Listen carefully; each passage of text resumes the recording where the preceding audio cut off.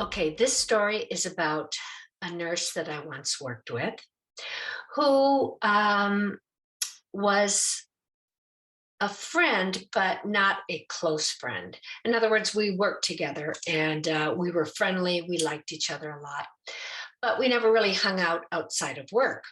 Well, she decided she wanted to start running. So I said, let's meet and go run at the bay. So we started meeting regularly and taking runs together, 2, 3, 4 miles. And along the way, I would just share things with her, just what the Lord was doing in my life. And then he did this, and then he did that. And here's how my adoption worked out. And isn't this amazing? Just sharing, sharing, sharing. Well, this went on for a whole year, and we became closer and closer and closer. So one day we were running at the bay, and suddenly she started talking about her marriage, that her marriage was not doing well, that she thought perhaps her husband had lost interest in her. So I said, "Well, let's go." And she says, "My anniversary's coming up, and he's always gone, and he flies a lot." And I said, "Well, your anniversary's coming up. Let's plan a special evening. Maybe you've just been ignoring one another and you need to spend more time." So we went out, we bought all these things for a special evening for her, a little cute nightgown. And um, I gave her some recipes for some fun things for a dinner, and she planned the whole thing. Well, the next week we got together and she said it was just a disaster. He hurried through everything and he didn't want to be with her that night. He said he had a cold and he should sleep in the other room. And it was just a total disappointment. So, I said, "Sally, can I pray for you?" And she said, "That would be amazing." So I prayed with her. Well, next time we were going to run, I said, "Let's go down to the beach and run."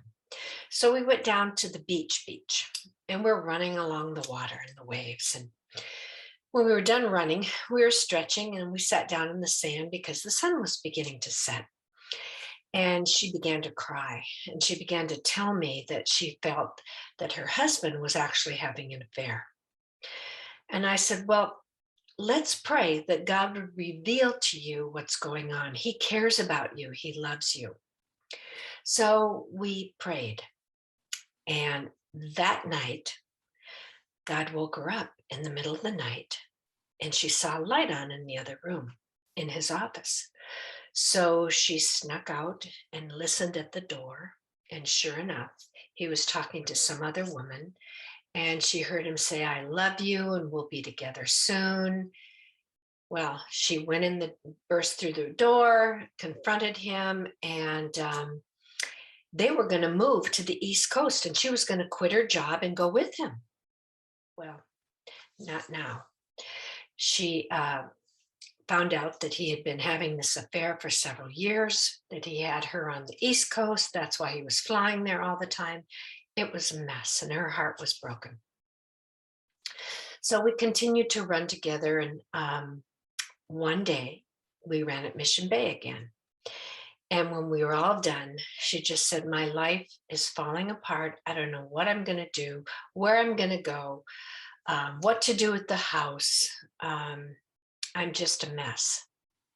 So I thought, maybe she's more open than I thought. So I began sharing how much God loved her and that even though these things were happening, that he had a future and that he was dependable and that she could rely on him when she was alone, that he could be like a husband to her. Well, through all this conversation, of course, um, she said she wanted to receive Christ, that she had been listening to me. She had been watching me at work for a couple years and knew I had a peace that even in the midst of all that was going on in my life with the adoptions and the taking away and the giving the baby back and then finally adopting Eric, she was watching me the whole time to see how I would handle things. So you never know. The story is that you never know who's really watching you in the sidelines, right? So she received Christ with me that evening. And do you know what happened when she went home?